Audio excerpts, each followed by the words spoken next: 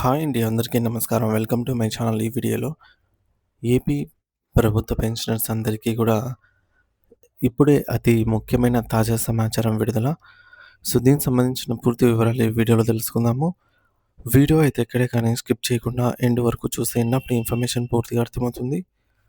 అలాగే వీడియో చూస్తున్న ప్రతి ఒక్కరు వీడియోకైతే లైక్ చేయండి ఫ్రెండ్స్. ఈ వీడియోని తోటి ఉద్యోగ పెన్షన్ మిత్రులతో అయితే షేర్ చేయండి. కొత్తగా మన ఛానల్ చూస్తున్నవారు ఇంకా ఎవరైనా సబ్స్క్రైబ్ చేసుకోకపోతే వెంటనే మన ఛానల్ అయితే సబ్స్క్రైబ్ చేసుకోండి. సబ్స్క్రైబ్ చేసుకోవడం వల్ల నేను చేసే ప్రతి ఒక్క వీడియో మీ వరకు రీచ్ అవుతుంది. ఇక ఆలస్యం చేయకుండా వివరాల్లోకి అయితే వెళ్ళిపోదాము. ఫ్రెండ్స్, ఇక విషయానికి వచ్చినట్లయితే సాధారణంగా దశాబ్దాల పాటు ప్రభుత్వ సేవలో కొనసాగించి పదవీ విరమణ పొందిన తర్వాత చాలామంది ఉద్యోగులు తమ బాధ్యతలన్నీ ఇక తీరిపోయాయని భావిస్తూ ఉంటారు.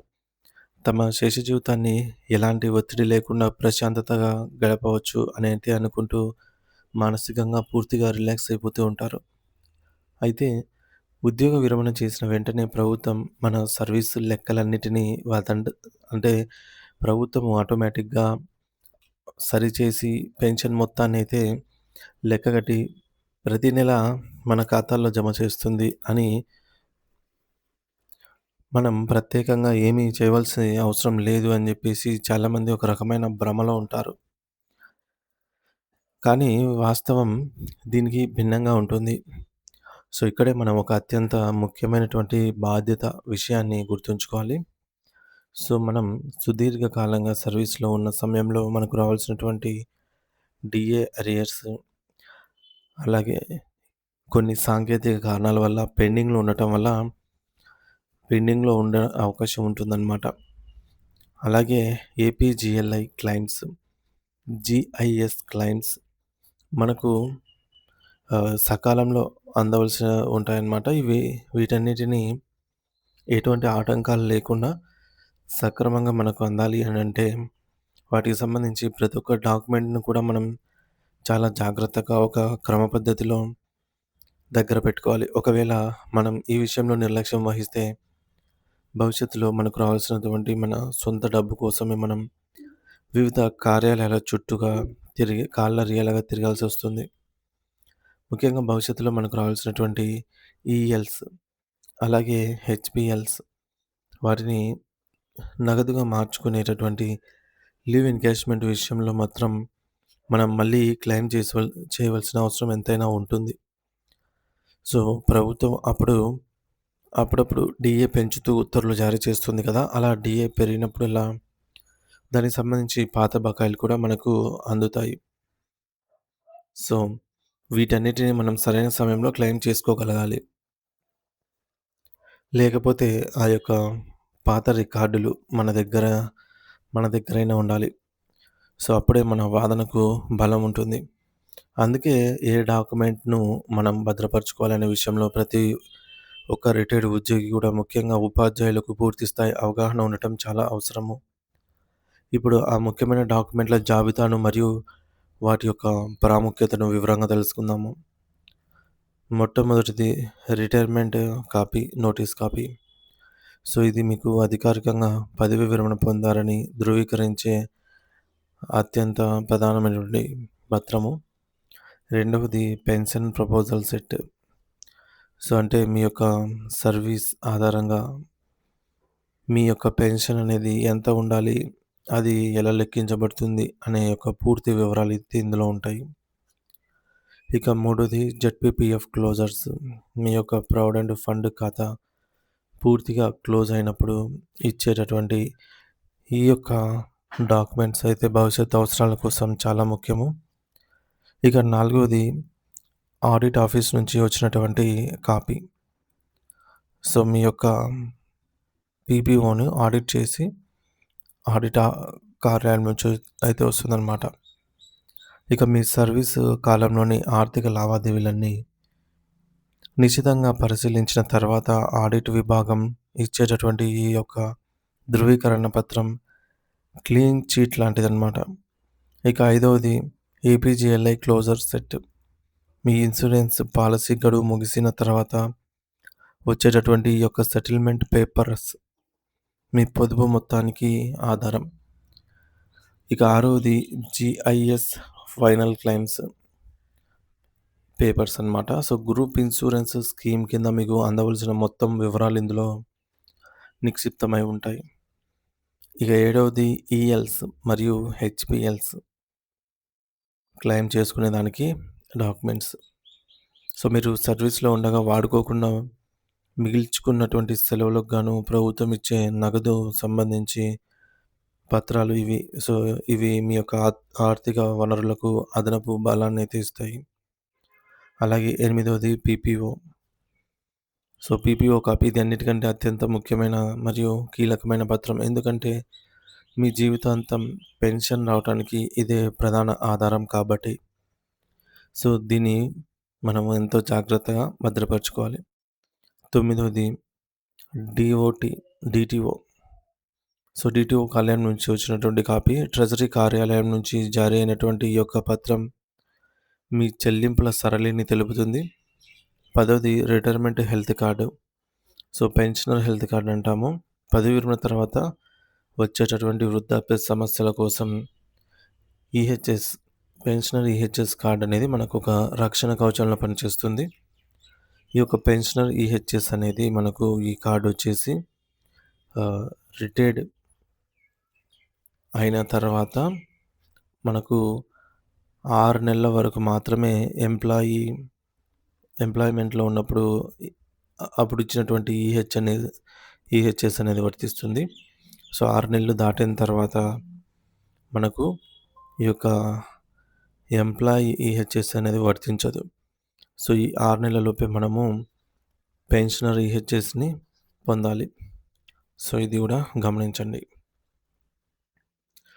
సో, ఇవి 11వది ప్రతి నెల మనకు వచ్చేటటువంటి పే స్లిప్.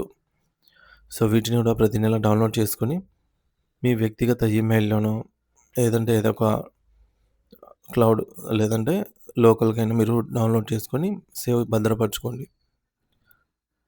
ముఖ్యంగా రిటైర్ అయిన మొదటి 1, 2 నెలల పే స్లిప్స్ అనేవి చాలా ముఖ్యం. ఎందుకంటే అందులో కమ్యూటేషన్ మరియు గ్రాట్యుటీకి సంబంధించి పూర్తి వివరాలుంటాయి. సో, మనము కమ్యూటేషన్ చేసుకుంటే ఈ యొక్క మొదటి 2, 3 నెలల సంబంధించి పెన్షనర్‌గా వచ్చినప్పుడు పే స్లిప్స్ చాలా ఇంపార్టెంట్ అనమాట. సో, మనకి ఇవి మన దగ్గర ఉన్నట్లయితే కమ్యూటేషన్ డేటు ఎప్పుడు కట్ చేశారో అమౌంట్‌ని ఫస్ట్ డిడక్షన్ ఎప్పుడు జరిగింది అనేది లెక్కించుకోవడానికి సులభమవుతుంది. ఇకపోతే 12వది ఆదాయపు పన్ను ఐటీ రిటర్న్స్. పదవి విరమణ తర్వాత కూడా టాక్స్ లెక్కలు చూసుకోవడం చట్టపరంగా అవసరము. అలాగే 13వది మీ యొక్క సేవింగ్స్ వివరాలు. అంటే వివిధ పథకాల్లో మీరు చేసినటువంటి పెట్టుబడుల పత్రాలనమాట. ఇక అలాగే 14వది నామినీ వివరాలు. ఏదైనా అనుకోని సంఘటన జరిగి డెత్ సంభవించినట్లయితే కుటుంబ సభ్యులకు ఎటువంటి ఇబ్బంది కలగకుండా నామినీ సర్టిఫికేట్ అనేది ఈ అదనపు డాక్యుమెంట్ ఎంతో తోడ్పడుతుంది. ఇక 15వది సో, ఇతర అవసరమైన కొన్ని సర్వీస్ పేపర్స్. ఇప్పుడు కొన్ని ముఖ్యమైనటువంటి క్లెయిమ్స్ అంశాల గురించి మరింత లోతుగా అయితే తెలుసుకుందాం. మీరు రిటైర్ అయిన రోజు ఉన్నటువంటి డీఏ ఎంతైతే ఉంటుందో, అది కాకుండా ఆ తర్వాత ప్రభుత్వం పాత కాలానికి వర్తించేలాగా పెంచిన డీఏ వల్ల వచ్చేటటువంటి వ్యత్యాసాన్ని మీరు తప్పకుండా పొందాలి. ఇది ప్రభుత్వం ఇచ్చే దానం కాదు. ఇది మీ హక్కు. అలాగే మీ సెలవులను నగదుగా మార్చుకున్నప్పుడు ఆ సమయంలో పెరిగినటువంటి డీఏ రేట్స్‌ని కూడా క్లెయిమ్ చేసుకోవడం మర్చిపోకూడదు. మరో ముఖ్యమైన విషయం ఏమిటంటే తక్కువ బేసిక్ పేతో రిటైర్ అయిన వారికి గ్రాట్యుటీ మొత్తం 16,00,000 లోపు ఉండవచ్చు.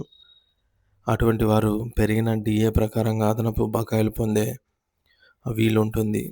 దీనివల్ల వేల రూపాయల లబ్ధి చేకూరుతుంది. చాలామంది రిటైర్ అయ్యాక అన్నీ అయిపోయాయి కదా! ఇక మనకెందుకులే అని వదిలేస్తుంటారు. కానీ చైతన్యం ఉన్నవారు మాత్రమే ఈ యొక్క ఆర్థిక ప్రయోజనాలను పూర్తిగా పొందుతున్నారు. కొంతమంది అధికారులు మీ బిల్లులు తీసుకురండి, నేను సంతకం పెడతాను అని అంటుంటారు. నిజానికి ఆ ఫైల్స్ మెయింటైన్ చేయాల్సిన బాధ్యత ఆఫీసు సిబ్బందిదే. కానీ పని ఒత్తిడి వల్లనో, లేదంటే ఇతర కారణాల వల్లనో వారు పట్టించుకోరు.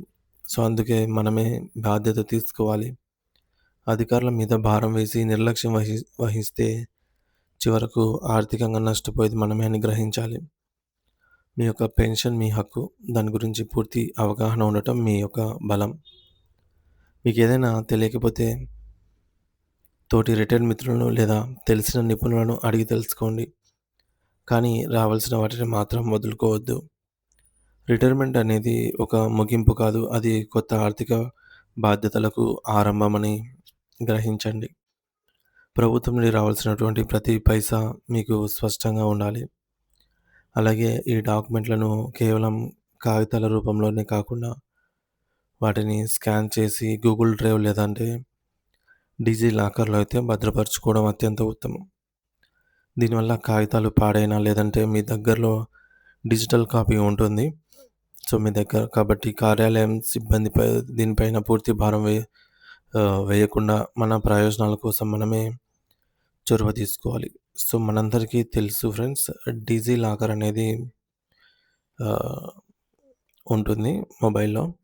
సో, దాన్ని మనం ఇన్‌స్టాల్ చేసుకొని మన యొక్క డాక్యుమెంట్స్ అప్ టు 2 జీబీ వరకు భద్రంగా ఆ లాకర్‌లో పెట్టుకోవచ్చనమాట. సో, ఈ వెసులుబాటును కూడా ఉపయోగించుకోగలరు. సో, మీరు మీ హక్కుల పట్ల అవగాహన కలిగి ఉండటం మంచిది. సమయానుకూలంగా క్లెయిమ్ చేసుకుంటూనే సంపూర్ణ ఆర్థిక లబ్ధి అనేది మీకు చేకూరుతుంది. సో, రిటైర్మెంట్ తర్వాత పెన్షన్ మరియు ఇతర ప్రయోజనాలు వాటంతట అవే వస్తాయని అనుకోవద్దు. ప్రతి క్లెయిమ్‌ను మనం పర్యవేక్షించాలి. ఇక డీఏ అరియర్స్ మరియు లీవ్ ఎన్‌క్యాష్‌మెంట్ వ్యత్యాసాలను గమనిస్తూ ఉండాలి.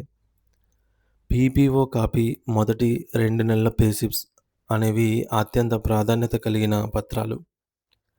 అధికారుల పని అని వదిలేయకుండా మీ యొక్క ఫైల్ స్థితిని ఎప్పటికప్పుడు తెలుసుకుంటూ ఉండాలి. డిజిటల్ స్టోరేజ్, ఈమెయిల్ లేదా డిజిలాకర్ వంటి పద్ధతులను అలవరుచుకోండి. గ్రాట్యుటీ పరిమితులు మరియు పెరిగిన డీఏ వల్ల కలిగేటటువంటి లాభాలను లెక్కించుకోవాలి. ఉద్యోగ విరమణ పొందిన వారు తమ విశ్రాంత జీవితాన్ని ప్రశాంతంగా గడపడంతో పాటు తమకు రావాల్సిన ఆర్థిక ప్రయోజనాల పట్ల అత్యంత అప్రమత్తంగా ఉండాలి. ప్రభుత్వం నుండి అందవలసినటువంటి పెన్షన్, డీఏ బకాయిలు, ఇన్సూరెన్స్ మరియు సెలవుల నగదు మార్పిడి వంటి అంశాల్లో సరైన డాక్యుమెంటేషన్ కలిగి ఉండాలి. పీపీఓ నుండి హెల్త్ కార్డ్ వరకు ప్రతి పత్రాన్ని కూడా జాగ్రత్త పరుచుకుంటూ అధికారులపై ఆధారపడకుండా స్వయంగా మనము చొరవ చూపి క్లెయిమ్ చేసుకుంటేనే కష్టపడి సంపాదించిన ప్రతి పైసాకు మనకు అందుతుంది. రిటైర్మెంట్ అనేది బాధ్యతల నుండి విముక్తి మాత్రమే కాదు, మన హక్కులను కాపాడుకోవాల్సినటువంటి కొత్త సమయం కూడా.